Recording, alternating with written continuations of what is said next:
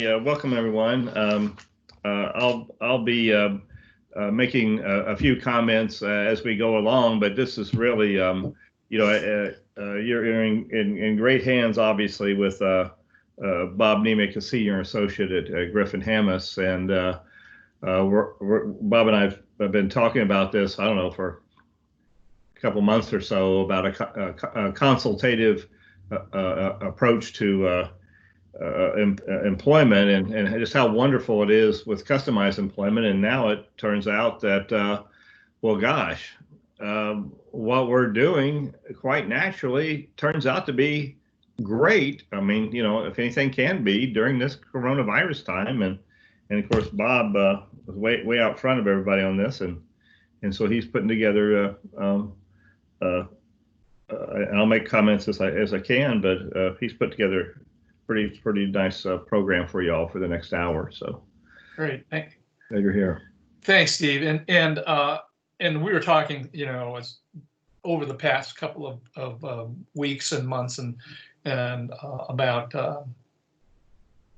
just generally about customized employment and customized employment things. Steve is one of the drivers of the Discovery Fidelity Scale. Has also been working on a job development fidelity scale. And we've had a lot of conversations about practice and implementation. So, excuse me, I don't want to give anybody the impression that I have any answers. But I have a lot of questions, and I think that and observations that might be helpful. In my history, those of you who don't know me, over probably 30 years of my history in the field has been as a provider. And since 2009, when I joined Griffin-Hammis, I've been doing senior consulting and those types of things has been my work. So I understand what it takes to get this done from both the practitioner level and from an administrative and management level. And for those of you all who are on this call who are in those positions of practitioner and manager, administrator, God bless you, because it's a tough, it was tough enough before. I can only imagine how much more difficult it is. So some of this stuff I'm gonna kind of go through it. I'm gonna assume that you know a lot of this about customized employment, but just for the sake of kind of getting through it, I think it's a good idea just to sort of touch base with some of these things.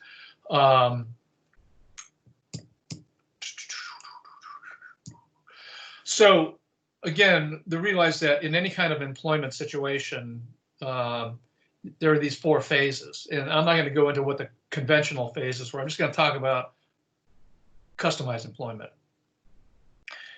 Discovery is the first phase, and in the Griffin-Hammis world, we call it discovering personal genius, or you might hear it or see it written as DPG. And it's so we all know about discovery. Discovery is the foundation. It lays the groundwork to move forward. And what makes it discovery, particularly our brand of discovery, effective is that it will lead you to the places where you will do job development, or as I like to call it, cultivating employment opportunities. And one of the things that will lead you to that, or an element that will lead you to that, are the employment supports that people need. And we'll talk about, a lot of those, like, instructional support or transportation support or medical support or behavioral support. There's a lot of different aspects of it. And you're learning about those in discovery, which also helps to guide you towards where you're going to do job development. It's not random, it's specific. And then again, the final phase of customized employment is this notion of ongoing support and career development. And what's beautiful about the process of customized employment is that it is a dynamic process and it's integrated, meaning that not any one of the pieces you can pluck out and just do that and expect that, you can't do discovery and expect to do job development the old conventional ways. And that's one of the things that we'll discuss a little bit more about what's different about a consultative approach versus the more conventional job coaching type of support. The other thing that I really like about, and we'll see if this thing will work here, is that each thing is connected. So you can't just take one thing out, right? One thing leads to another.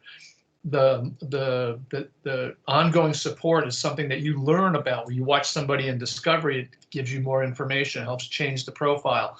When they go to work, changes the profile, right? We all are different. And the beauty of discovery is that it is this sort of dynamic process that keeps moving people along and changes as people change.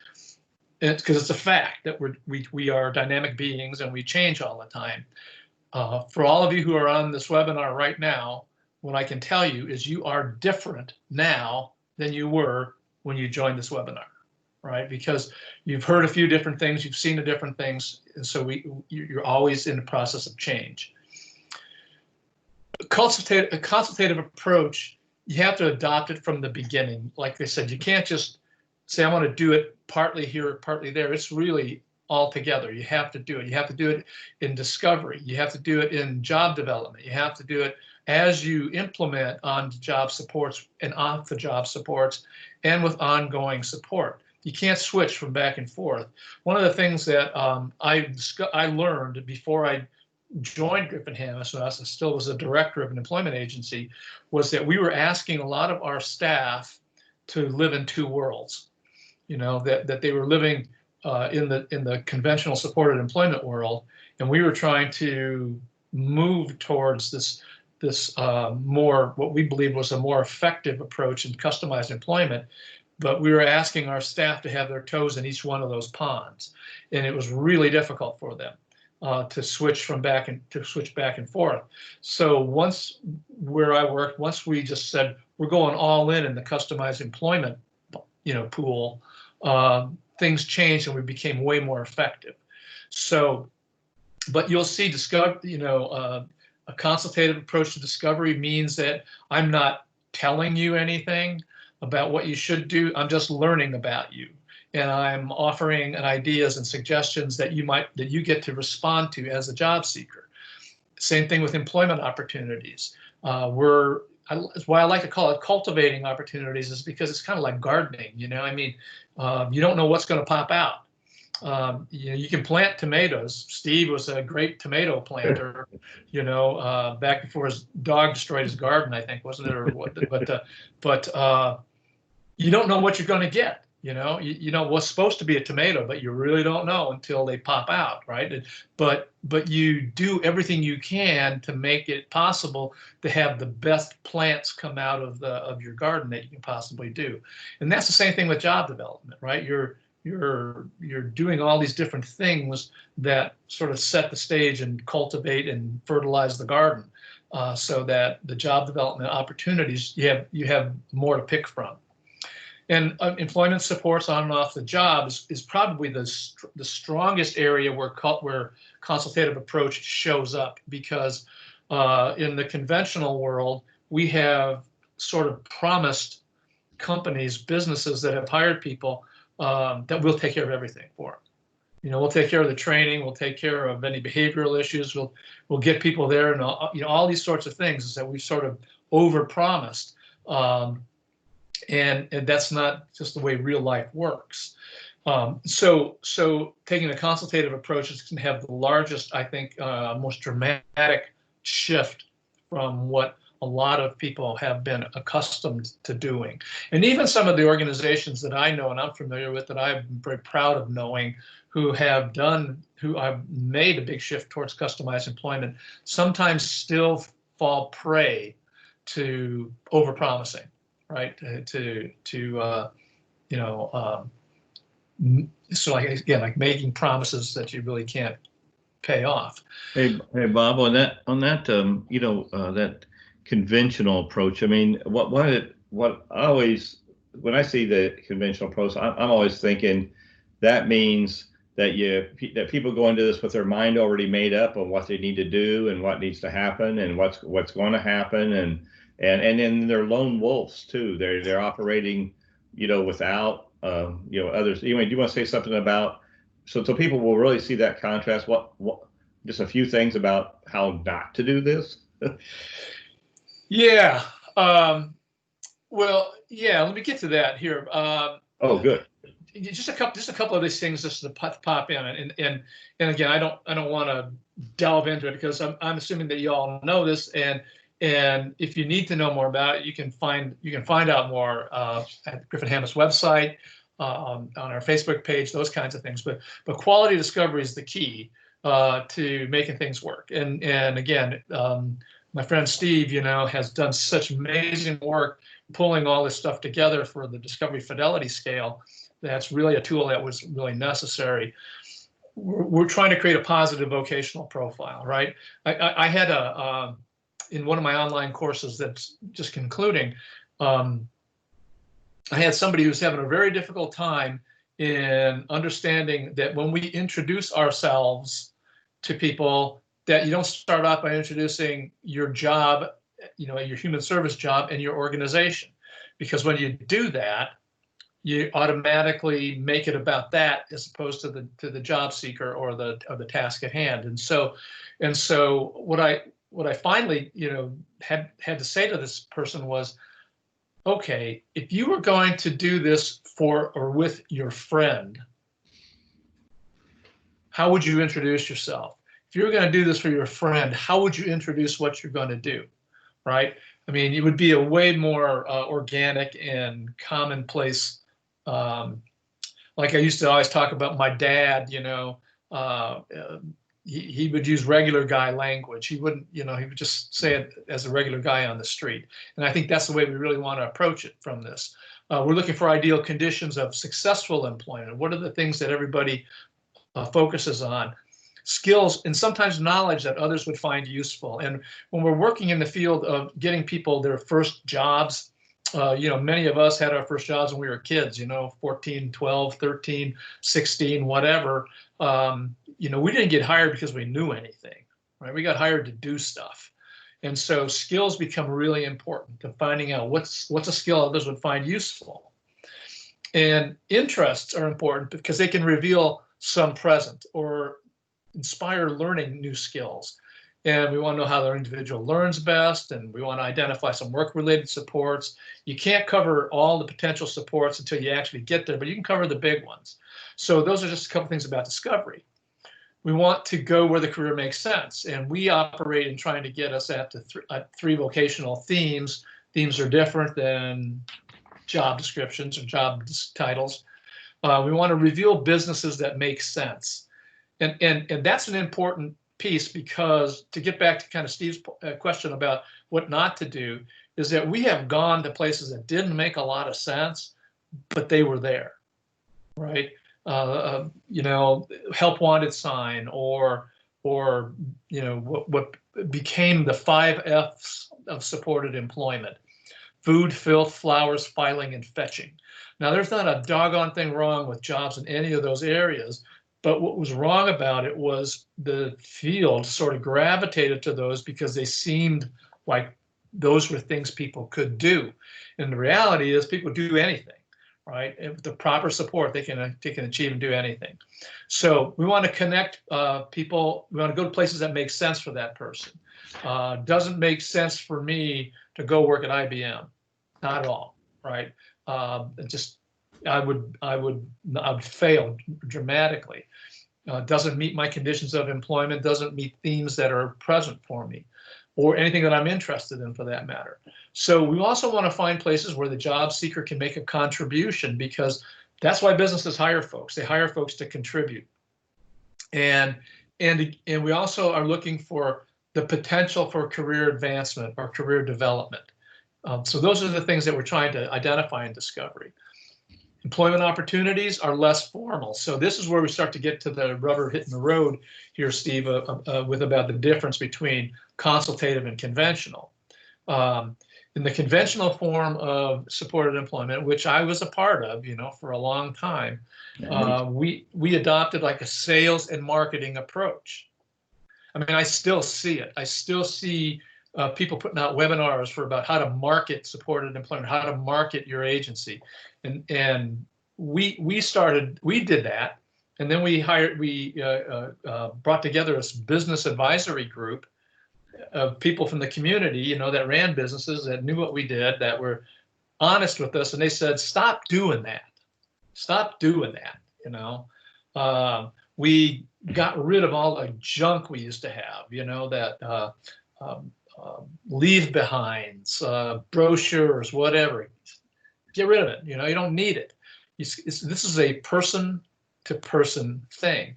And so we create these informational meetings with businesses. For the longest time, we call them informational interviews, but I've always had a hard time with that, because once you add the word interview to it, it takes on a whole different life. So it's going to be less formal. We're not looking for jobs. We're looking for advice. We're looking for information. We're looking for details about the industry. And as we'll say later on, the coronavirus has really blasted us. I mean, not just from a health standpoint, but an economic standpoint and a business standpoint. Unemployment numbers are staggering and all this. And there are going to be industries where people have been laid off. They ain't coming back. And it's because the industry's changing. And there are going to be new industries that are going to pop out of this that we can get ahead of, right? So those types of things. So getting advice is going to be a real important element of this, talking to people. This part that Bob's on right now, I just want to say, I got a note here. It says right here what Bob's saying to you is where the opportunities for the ideal jobs are generated. Right here, right there. It's what. Anyway, go ahead, Bob. No, exactly. And the other thing about the informal meetings, the informational meetings rather, is that they almost always lead to referrals. You go talk to a guy that's detailing cars or painting cars or something like that, and to get some information about what's it like to run his businesses, how do you get started and all that kind of stuff. And almost all the time, and it's not 100%, but boy, way up there, what you get is, who you ought to talk to, right? And so you get a referral. You get, and that is a lot of times it's called a warm referral, but it's pretty direct. So if I go to the next place and I go, hey, Steve over at Steve's Auto Body said you might be a good guy to talk to, that's a way different intro than, hi, I'm Bob and I'm a job developer and I work with such and such agency and such, right?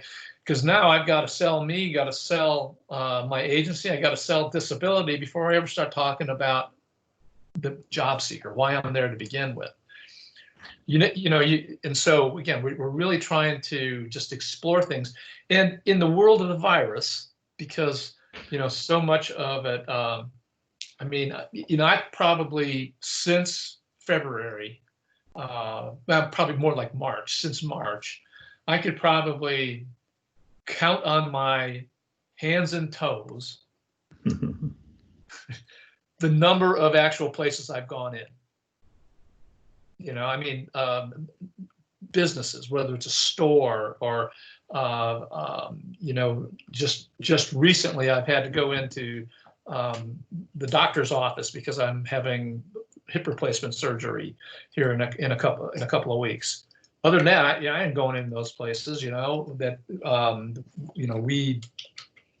pick up our groceries or have it ready and just drive to pick up our groceries, or order food every now and again to try to help out local businesses. But I would say it's probably less than 20 places that I've been to since March, and I don't intend to go to many more. So that person to person kind of thing is going to be is much harder. However, most businesses now have a web presence, and that's been true for a while prior to the virus, but it's become even more important. That if you look at particularly things in the retail industry and in the food industry, how much more accommodating they're trying to become to attract customers. And so using the technology that has emerged from well, it's just emerged, but has become much more significant, is going to, we can use that to our benefit. Plus the fact that we have things like this, like Zoom and Teams and all the various, like web conferencing kinds of things. I mean, I remember when I was a kid, just before I went to college, went to see 2001: Space Odyssey. And I grew up outside of Chicago, and so we took the train into Chicago, and went to one of these big fancy Chicago downtown theaters, saw 2001, and I remember at the beginning, towards the beginning, when the scientist is on the space station and he's going to call his daughter to wish her a happy birthday, and it's a video phone, right? He puts it in as his video phone, and I looked at that and I went, wow, wow, I wonder if that'll ever happen, Well, here we are, and so even being able to FaceTime with local businesses. I mean, again, it's just, you can't do it randomly. You have to do it. So we're really big proponents of utilizing, developing social capital. And our great friend and colleague Nancy Brooks Lane is just she is the maven of social capital. I mean, she is just all about it. And so, and social capital being these sort of relationships that people have and are able to use. Not like, it's kind of like networking, but it's a lot less formal than networking. And that will help kind of bolster and foster a consultative approach. Would you agree, Steve? You have Yeah, absolutely. You've been really talking a lot about social capital. Yeah, just that you're just not in this alone, well, the actual next slide, Bob gets right to the consultative approach, and it's just like you're not in this alone. If you can just imagine doing something and say, wait a minute, if I'm an employment specialist, I'm a job developer, whatever role I'm having in customized employment, and hopefully all of the roles, that you are doing everything you can to pull other messengers, other people to help. And this is the difference, but you're building the social capital of the citizen, of the employment seeker. You're not building for yourself or not for your organization. Because I and Bob, we used to do that great. That's all good. This is different. This is about you're building that social capital, and who all that's for is that employment seeker. That's who takes it away with them long after you're gone. Yeah, and to go back to that whole point about not building it for our organization. I mean, our organizations, the organization you work for, the one that I ran and worked for, and one Steve did, we had a lot of capital. We had stuff. We had vehicles. We had copy machines. We had computers. We had paper products. We had, you name it, right? I mean, so we had economic leverage that was already there. And we had all the relationships too, all the friendships, contacts, connections. We were the who's who. We knew the who's who. But this is different. This is about who knows the who's who and who has connection with the who's who is the employment seeker themselves. Right, and many folks, that I've worked with over the years, don't have a lot of that. They've been shielded from it. And I don't mean shielded from it in a good way, sort of put aside from it. But this process of talking to businesses and meeting businesses and doing things with the individual, with the job seeker, is one that will help that person start to build a little social capital, and also utilizing a full life approach, right? So, I'm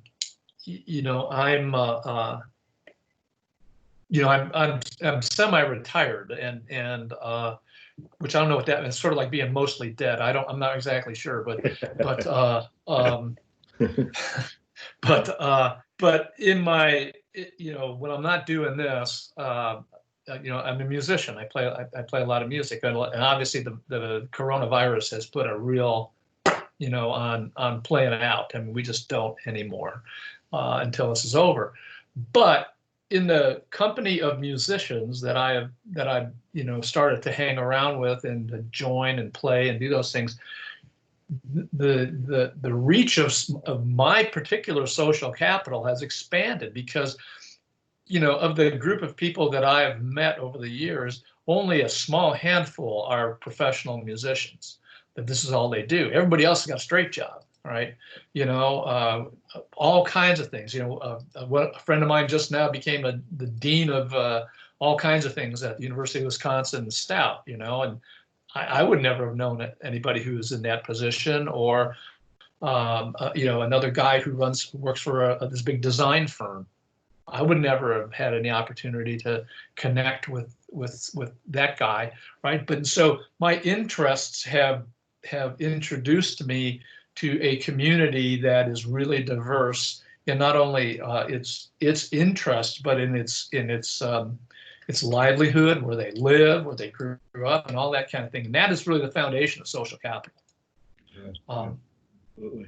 Hey, Bob, I have a question on this slide. Just because you introduced the two words right there, and you talk all the way through it, but I just want to know.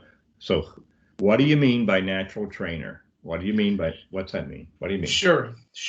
Well, the natural trainer being the person who would ordinarily teach a new employee, right? And in some places that it's formal, and other places it's not. I mean, I worked when I graduated from high school. I worked in this cement factory for every summer when I was in college, or at breaks and all that. And I'm an 18-year-old kid, and I go to work there, and my training basically consisted of watch what that guy does and do what he does, right? But that wasn't enough. And so like one of the guys that have been working there for a while would tell me stuff like, hey kid, do it this way, don't do it that way. Or if you want to get this done, use this tool, or so they start to do that kind of thing. Well, if I were to come in there as a job coach, which in most situations is what happens, is now I'm introducing somebody who doesn't know anything about the nuances and the detail of that job working at Federal Cement Products. How in the world is that job coach going to teach me anything, right? But yet we would sell that. We would say, we're going to provide you a trainer who's going to teach your new employee how to do it, even though they have never done it. So what we're looking for is who's the best person who does it. If I wanted to learn how to be a blacksmith, who do I need to talk to? I need to talk to a blacksmith, right? If I want to be a carpenter, where am I going to learn that? I'm going to learn it from a carpenter. And so what we then become is support to the natural trainer. So Bob, yeah, go ahead, Steve. I mean, so what you're saying is that that it's unnatural to have somebody train somebody how to do something that they don't know how to do themselves, when a person who's experienced in doing it is standing right there. Why didn't we think of this before? Well, I don't know. I mean, it's so weird. It seems so weird to go into a business and then, it's like, okay, I'm going to show you how to do this. They had to have been laughing at us for years by like, well, they don't know what they're doing. This consultative approach has to be. This makes sense. It seems like it almost should say a common sense approach, how to use the person that knows something to learn something. Yeah. Well, I think there's a reason for it, and it's really interesting because here today is Juneteenth, right? Which is significant, about expectations when you think about, and we're still fighting, this, racism and inequality and those kinds of things. I was a member of the Minnesota State Rehabilitation Council for several years, and we had a Secretary of Labor come in, one of the ODEP secretaries, and he met with the council, and he was a really interesting guy. His name was Roy Grizzard, and he told us then, he said that our role is to combat the subtle bigotry of low expectations. Yeah. Yeah. And, you know, and I thought about that. It just stuck me right in the heart when I heard that. I said, oh my gosh, you know. And I started to examine at that point. It was a kind of significant moment for me when you can look back at them and go, wow, what are all of the instances prior to this moment with this guy where I changed how I interacted with somebody based on my expectation or my low expectation of what they could or couldn't do. Yep. Boy, and when you do that, it's like, wow, you know, mea culpa. But and you go, I ain't gonna do that anymore, right? But I think that's part of it. I think that there was without intentionally saying I have low expectations for this person with disability going into this job setting. I think it pervaded the service delivery system for a long time. Yeah. And it's still there. It ain't gone, you know. Yeah. But Bob, your third bullet on here is about, you know, fostering relationships. You know, I just know when I have two friends that don't know each other, and I want them to get along. I'm going to introduce them. I want them to get along. I'll say things that I know both of them have a mutual interest in that, or tell me about what. I mean, that's how I foster relationships ordinarily. What do you mean by foster relationships on the job? that's exactly what I mean. That's it. You Yeah. know, there was an article in the Harvard Business Review, and I don't want to throw out like I read the Harvard Business Review, right? I got a free copy in the mail You one do. time. Oh, come on, you do. and anyway, and this particular article, you know, was, talked about some of the Fortune 500 companies, and I'm not a big fan of them, right? But you know, they're there, and they interviewed CEOs, and they asked them about what made for a quality employee or somebody and all that, and they really identified four things, four areas. It was sort of a subdivision of one area called because they fit in, because they get along, right? And so how do you fit in? And so here were these four things that they said, this is how people fit in.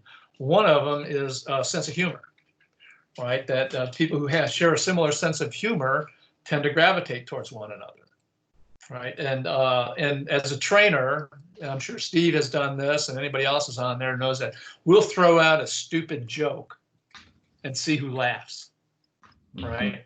Or who smiles. And then I go, oh, good, I have an ally here. I can enlist this person to somewhere or another, right? So sense of humor, things that we both find mutually funny. Secondly is shared values, right? And belief systems, and things that and you know, now it's getting a little bit more divisive, you know, so it's really hard to if you really have strong views, you know, a lot of people are just holding on to them because they don't want to get in arguments with folks. But nevertheless, there are ways that people exhibit their shared values. Sometimes it could be by like, for instance, if they have a strong religious value, they might wear an icon, you know, or a cross or a Star of David or something like that, you know, whatever, how people might dress.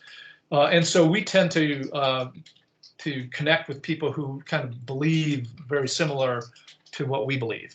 And then the third one is similar interests, right? And so if I'm a big baseball fan and I go into a store, or I'm sitting at an airport, because we spent a lot of times at airports back in the day, you know, and I'm sitting at waiting, at the gate, the airport, and I grew up outside of Chicago and I was a lifelong Cubs fan, you know, and if somebody comes in, they're wearing a Cubs hat, I can say, hey, how about the Cubs, right?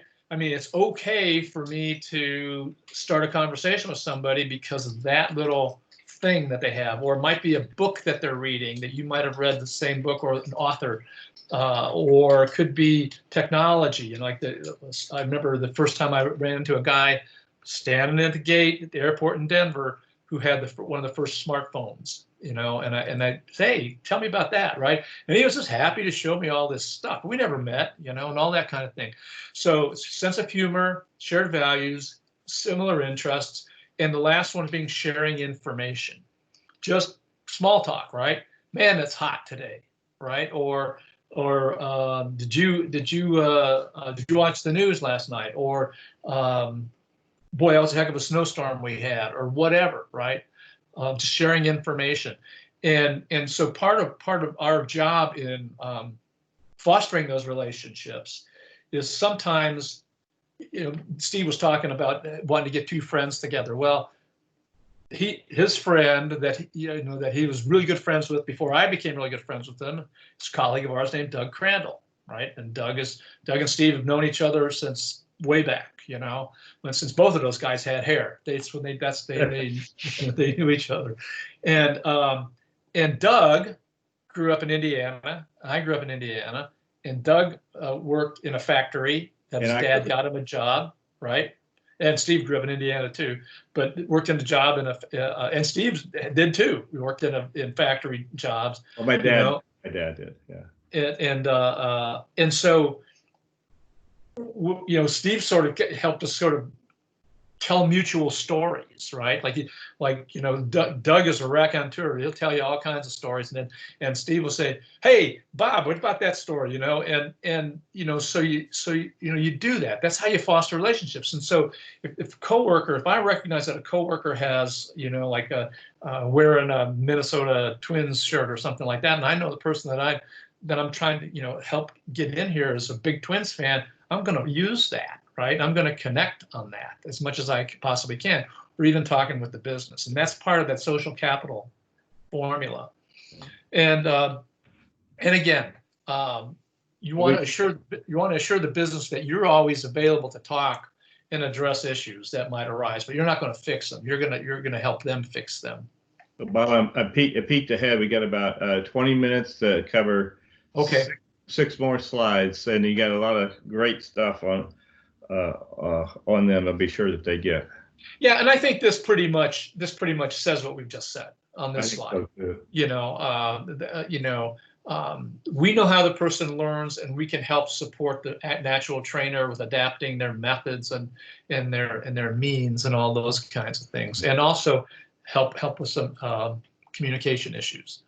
On the job support, again, coworkers know what's supposed to happen next, right? And so, again, coming in there as an employment specialist, and I don't know what the flow of a day looks like, who does, right? It's going to be the coworker. I don't know what the unwritten rules are. And we know, all of us knows that there are unwritten rules of how you act and interact, of company culture kinds of things. I can't know that unless I'm in it. I can't know what it looks like at lunchtime, or, what are social events and those kinds of things. But I'm trying to help assure that the person that I'm supporting gets to be part of that, right? Just gets to be part of that. And my job is as a facilitator, and, I'm making it easy. And so those are just a couple of those things. Probably everybody on this call has experienced this. Maybe you haven't. If you haven't, you're likely to, where you start on a job, particularly when you were young, and you learned a very important lesson that somebody, a veteran employee, I might have been like 15 or whatever, and this veteran employee was 17, but they give you this bit of advice, and it goes like this. It goes, when you don't have anything to do. And how do you finish that, Steve? This is what you should be doing. Yeah, look busy, right? Oh, look busy. Oh, yeah, that's right. And so from the time we're very young, we develop our look and busy skills. And Steve was an executive director. He had highly developed look and busy skills. Look like talking on the phone, or look like, right, whatever. But again, learning sort of those unwritten rules becomes an important element of it. We have changed this. Go ahead, Steve. I just want to make one more note about that work culture, and that just the work culture is, again, we'll just use and please, I'm going to use fast food as an analogy, but in no way are we saying that this is the type of jobs you have. I'm just using it as an analogy, simply because everybody is familiar with it, and that is this. Although every single one of the fast food restaurants in any type of chain, or every one of the Home Depots in any type of chain, or any one of the Lowe's in any type of chain, or any type of chain of anything, everybody has one set of materials. They're all supposed to do things alike. The management has the exact same training. The employees have the exact same training, all that. But yet, when we go out to those places, whether it's fast food or big department stores or whatever it is, it turns out that they're dramatically different. The work culture is different. So just know that work culture, as Bob has really, really said well, you've got to be a part of that to really know that, to really understand what that work culture is, for that person to be sure you're getting that ideal condition employment, that it's a work culture, that people are positive, they have an open approach to life. It's just so important.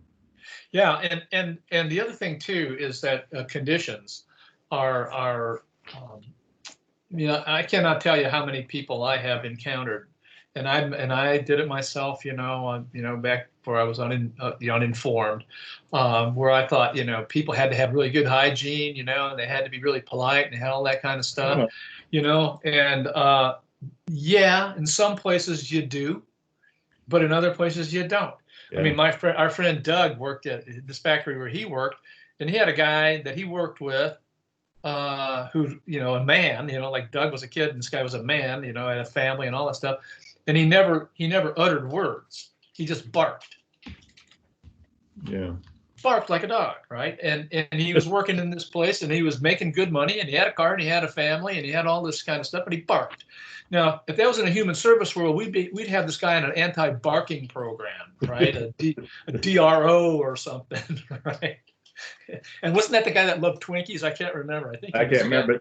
But it's just a culture that he was able to, they were able to accept him with that as his method of communication in the culture. And who knows what the reason were. I mean, he could have everything from a biological reason why he barked to a neurological reason, or just a social reason. That's what he wanted to do. But for whatever, it is that the culture was one of, did people there produce, did they have each other's back?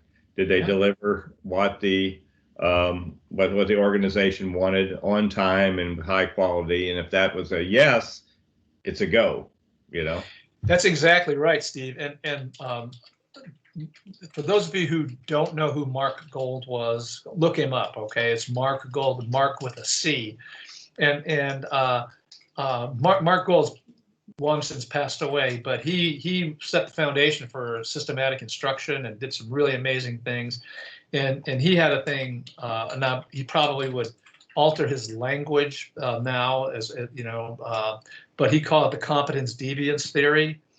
And basically the competence deviance theory says that the more competent somebody's perceived to be, the more deviance will be tolerated. Yeah. So deviance, I'm not a big fan of the word deviance, but, the guy barking like a dog is sort of out of the norm, right? I mean, there's not a lot of people barking like dogs, right? But yet the guy, like Steve said, he was competent. He did the work, And the stereotype on that competence deviance has always been, like the absent-minded professor or somebody who wears the same, somebody's really brilliant, but yet they wear the same jacket or shirt most every day, whatever that may be, just right. So we don't really care because of whatever their competence is. So yeah, Einstein didn't wear socks. But and so this is a form here that many of you, and some of you, I don't know all who's on the webinar, but have gone through Griffin-Hammis training, whether it's been through online, in person, or various segments of it, and might be familiar with something that we used to call the job analysis record, or the JAR. And this is a document, that really is a tool for employment specialists to kind of figure out what's going on and where they can intervene and where they need to stay away and all that kind of stuff. We've been doing virtual acre courses last couple of months and continuing to do those. And I have been co-teaching with Beth Keaton, who's our executive director, and we've been doing systematic instruction and supports, on-the-job supports. And Beth took it upon the task of sort of altering the job analysis record and changing what it's called from job analysis to a consultative employment support plan. So we're just right off the bat saying this is how we're going to approach this, and it's to do this sort of consultative attitude about it. So this isn't ready to just go out yet, yeah. but it'll be out on. Yeah, I mean, we're not going to go over this or the detail. I know it's impossible to read, but what Bob's saying is just illustrates what our point is that this consultative way of looking at thing is even changing our last Friday. That's last Friday. What's that? I'm sorry, somebody else is talking here. Oh, okay. No, I'm saying we paid him last Friday, but we didn't pay him today. Liz, Liz is. So hang on, we're good. Liz is already. But yeah, exactly. And this, again, this sort of lists the areas that you really want to pay attention to. And when you see those things, and again, it gives you a sense of being able to take a look. Do I need to be in here? Do I need to do something? But it looks like the tasks, the steps, what are the quality measures, what kind of tools you use, speed and accuracy, those kinds of things that you'll get from coworkers. Again, coworkers become the real key. Okay, so kind of on the home stretch a bit. Steve, you got some? Yeah. Okay. Well, in the time of COVID, just some things that you really need to keep in mind. And I mean, I live in Minnesota, and we're pretty good about most of this stuff right now. But there are some places where it's like they've forgotten that this exists, that this, that the pandemic is still out there. And Steve and I were talking before the call, just talking together about some of the, the infection rates and things like that. And I was listening to the former director of the Food and Drug Administration talking about the projection that 1 in 200 people has the virus. Okay, so get tested, and it's getting easier to do. Like in Minnesota right now, there was a thing on the news that said they're looking for more people to test. That they really beefed up the testing ability, but aren't getting that people coming in and getting tested. So go ahead and get tested. Know that you're not spreading this thing, and then practice safe social distancing and other measures. I mean, face masks, we all know, are really significant in terms of reducing the spread. Okay, and you're going to have to minimize in-person contacts. So a lot of folks are. I mean, I'm working from home, which is okay anyway. But my wife's working from home, and both my daughters are working from home, and so it's happening. You can expedite the process by using referrals and social capital. So if you're going to have to go meet with somebody or go see somebody, you're going to practice all those social distancing and other safety measures, but that's going to be really hard to do if you're just randomly popping in somewhere. It's just really going to be hard to do. So having a referral, utilizing social capital to get an interview or get an informational meeting is going to be even more relevant, more significant now. And then using technological assists, like video and pictures and Zoom, Skype, those kinds of things. I had somebody in one of the classes I did talking about this fellow who was really interested in drafting. He wanted to get a job drafting, and he was the places that he was trying to get a job had a lot of online applications. And what he did was he created a YouTube channel that had sort of all of his drafting portfolio represented pictorially on this YouTube channel. And when he filled out the application, he put in a hot link, right? And a hot link is like a moth to a light, right? I mean, you all know that. You see a hot link, you go, oh, I know what that is. Click, boom, and you hit it, right? And so he put that in his application for the hot link, and it brought up all of his work, pictorial work. In the world of drafting, that is they want to see your stuff. They want to see what you've done. So pictures, those kinds of things can be done that way. So that's something to consider when you're helping somebody maybe build a resume or something, or a pictorial portfolio, to do it like that, and help the job seekers acquire and use those assists, to do things, and utilizing past plans or training accounts and those kinds of things can be of value. For employment support agencies, equip your staff with the means to provide that support remotely, virtually.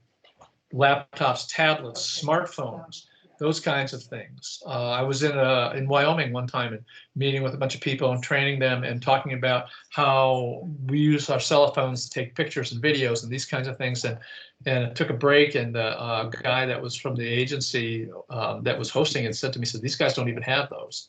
Right. I mean, that seems remarkable now, but it's not everybody can afford one. But their agency can do that. So how can we utilize resources to be more technologically advanced? It is a benefit to everybody because it helps facilitate the continuation of services. And many parts of discovery can be completed virtually. We've done some guidance on that. I believe on our website there's some of the COVID guidance things about discovery, and Russell Sickles, our colleague Russell, and Beth Keaton have done some great Friday conversations about that. And they're still available. You can get to our.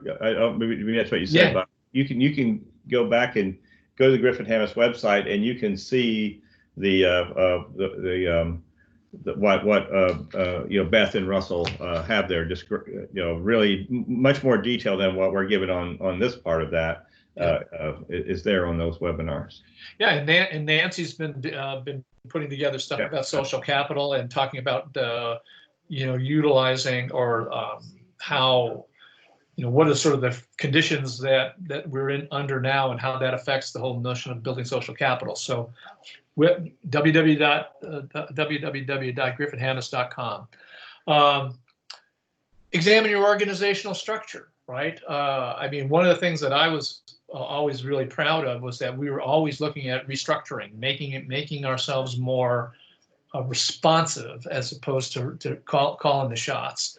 And does your organizational structure support a consultative approach, and what changes can be made to support that approach? And along with that is examine your budget and financial resources. Same questions, but heard a long time ago, someone said, you want to talk about your agency's values? Show me your budget, and I'll tell you what your values are, right? And so being able to take a look at those kinds of things, and then again, you can't solve new problems using old methods. So you're going to have to be open to trying new things. And the trying new things comes both from colleagues like maybe us or your other colleagues on this call or your colleagues in other organizations or state, learning from them, but also learning from people who are outside of this, right? We have no idea about this because people are solving problems all the time. I had a guy come over yesterday to talk about trimming some of my trees, and they've had to alter their methods of customer contact and all that kind of stuff because of the virus. And some of them are using drones to fly up, and sort of take pictures, videos of the trees and see what needs to be done because have less contact. So again, you have to do that. Finally, the consultative approach, it's just saying clearly to ask yourself the question: am I the messenger? Am I the best messenger? Am I the best person to do this? And that, as you can see, we've spent a lot about consultative approach there at the employment for training and support. Obviously, we highlighted the coworker being that. But so it's taking that way of thinking that obviously we now know the coworker, not a job coach who doesn't know that, is definitely the best person to do the training. Take that way of thinking and start questioning. That's what consultative approach gets you to do, is start questioning all the way through. Maybe I'm not the best messenger. Maybe this isn't the time for the message. And then we be sure it's the right time and the right person's delivering it. Yeah, absolutely. Absolutely. And you know, think of it this way, you know, like even being connected on a social associational kind of level, whether it be like your church or social organizations or civic organizations, and you're talking to somebody who has a business and they you know, talking a little bit about what their business, instead of saying, well, my organization, blah, blah, blah, right? Right. If you have people that you're working with, instead of say, well, I know a guy, right? I mean, that's what I would do if it was a friend of mine. So I know a guy who might be a really good employee for you, you know, that kind of thing. Again, yes. Bobby, we just have 1 minute, and you always do a great job at explaining resource ownership. Please tell them about that, because I think it is so important during the time of COVID-19 about that. Well, you know, resource ownership is a pretty simple concept of that a person can own, you know, something of value, whether it's a machine or tool or software or whatever, that they own that a small business particularly can't afford to buy. And they couldn't afford to buy it before, but they sure as heck can't afford to buy it now. You know, but I might be able to use a past plan to purchase an ice cream making machine and have that be something that I can use to leverage an employment opportunity or a business within a business opportunity with an existing business. So, and again, we don't know. There's going to be a lot of new stuff popping up here. I mean, and so now is a really good time to sort of think about, wow, what you know, if we can't do that, what will we do instead? You know, how we get all that? And so I think there's going to be opportunities for wage jobs and resource ownership jobs and self-employment startups that you know, I think they're going to happen. I mean, I don't know when, I don't know how yet, but I believe they're going to happen. Invest your time doing quality discovery, and remember that the people with disabilities, they're regular folks. You know, they're everybody, right? And they deserve a place in the recovery and the rebuilding of our economy and our social structures, just like anyone else. So, so with that, I think we did it.